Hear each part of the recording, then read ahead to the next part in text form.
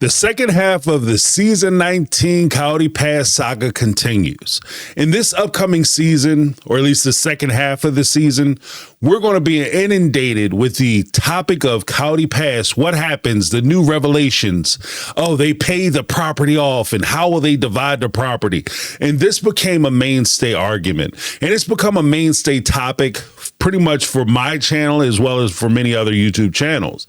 And I think that, at least for me, part of the reason why Coyote Pass was such an important topic was because that was something that we could look at as a tangible asset that could be divided amongst these ladies as they left the family. This is their settlement. This is their divorce decree. This is what they get for the time that they invested into the family, the time, energy, effort, money, and everything else that they put into the family.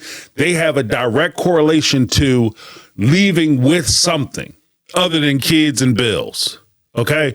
So Coyote Pass for me was a big deal to talk about. But the other day when I was sitting around and I was thinking about Coyote Pass and how it moves forward and how everything went with it, and I was coming up with certain topics and I was talking about it with my lady, she said something that I thought was very profound, because even though we talk about Coyote Pass a lot, even on this channel, there's something that we just kind of overlooked or kind of bros past.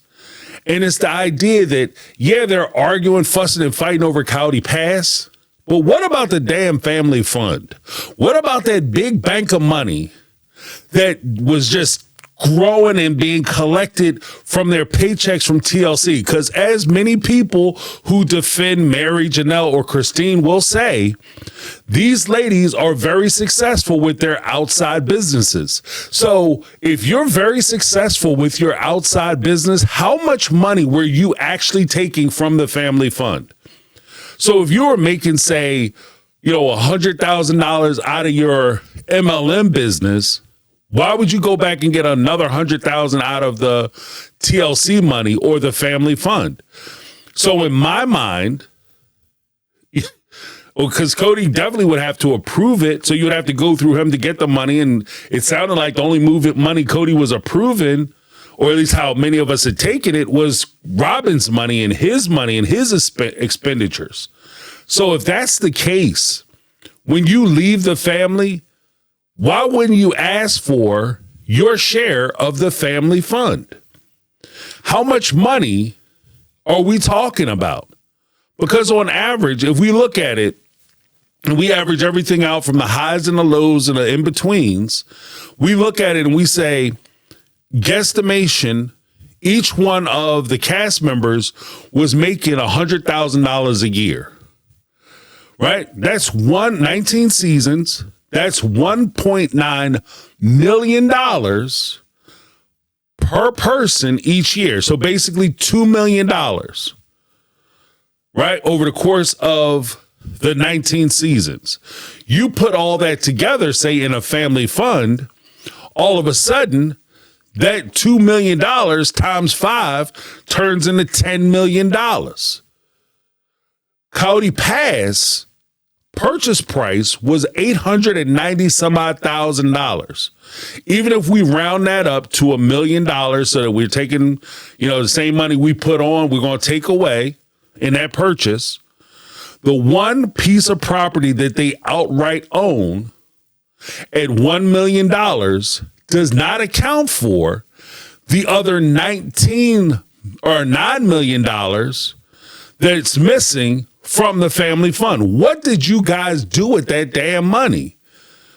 Because that's something that has never been talked about. We barely could barely scratch the surface when we talk about how the money was grown and where the money was expended and how they spent the money, how they collected money, how they stored money, how they saved money, et cetera, et cetera. We barely scratched the surface. But the one thing that I've never heard anybody say is, well, what about all that family fund money? We did hear Janelle say when she was going back to try to gather records to see where the family fund money went, and she tried to gather those records, that Cody had closed the account.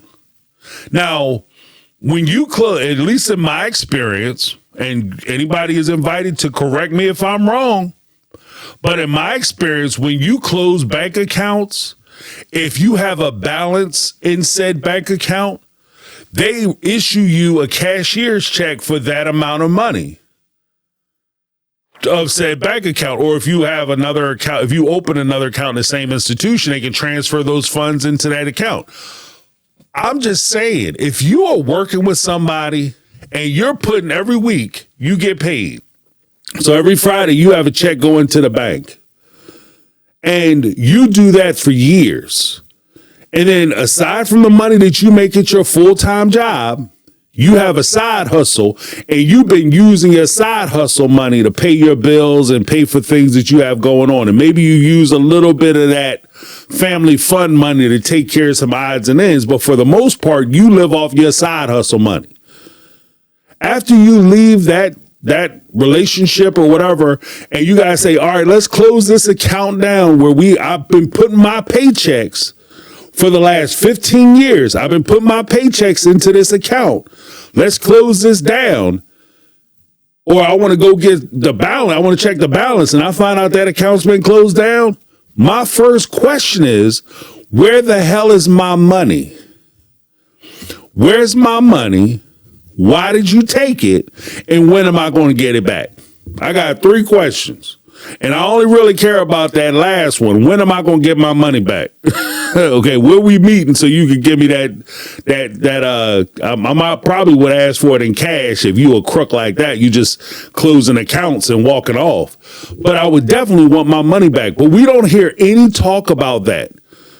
Now, I'm curious if enough people kind of take the follow suit and start asking this question, what about the family fund? If TLC would actually start to try to address that, because I think that's a very important question. I understand they had 18 kids. Okay. But with $10 million damn dollars, you could do a lot for 18 kids. You don't need $10 million to raise 18 children. Okay, people have done it and are doing it with far less. They're making them dollars stretch. And even speaking about that, part of the thing that bothers me about the way the show has kind of evolved, for me, this show has kind of evolved as small talk. When you do small talk, it's like that cocktail conversation. When you go to like the work parties or whatever, you go out with your significant other and you're hanging out with their friends, you engage in these conversations. You can stand there and have a 45-minute, 2-hour conversation with somebody and virtually tell them nothing. You walk away from that conversation, had a great old time, but you don't know anything about the person you talk to. And I think that's kind of where we are, is I take an accounting of where I am as far as what I know and what I don't know really about these people. I know very little about them. When we think about Mary, one of the people who defends Mary all the time, you know, a lot of what I hear in defense of these particular characters isn't necessarily things that are attributable to these characters based on things that we've seen on the show. Instead, it's people's interpretation of the character that we've seen on the show. What do I mean by that? They have in their mind what this type of person is capable of, what they would want to do, how they would do it, why they would do it, and they put those feelings onto that other person. With Mary, what do we really know about her and what she went through, her struggles, and how she dealt with the family? For the most part, the only thing we really know about Mary is that she struggled with fertility. She was the one legal wife who actually gave Cody a divorce for free. We don't even know what the property division or settlement looks like. We know that later on, she had an issue with a catfish where she was essentially cheating on Cody and with a catfish, and it didn't work out. She got hoodwinked and she wound up staying in a family. And we also understand both from what Mary has said and what Cody has kind of revealed to us that he essentially has been mistreating her psychologically for a number of years. Other than that, we don't know much about her and what her character is, which, you know, to be honest with you, holds a lot of water when it comes to both Mary, Robin, Cody, and even Janelle and Christine, if they ever come out and say, well, you guys don't really know me, you don't know what's going on with me, you only know me from the show, and that doesn't tell you everything, I'd be willing to argue that a lot of what we see on the show doesn't tell us anything. It tells us maybe instances or glimpses of what's happening with these folks, but we really don't know them. We don't know their kids. We don't know what's going on because they haven't let us in. We're not really having those deep conversations. They don't bear themselves vulnerable to us, which is part of the reason why I think, especially with Cody and Robin, why they struggle with connecting to the audience, because they're basically having these superfluous or very superficial conversations with each other on the show. And then they think that we're just supposed to be in love with them because they're on a show. And that's not a realistic thing. So what I want to see moving forward, and I really hope that they get into it in the second half of the season, if not next season.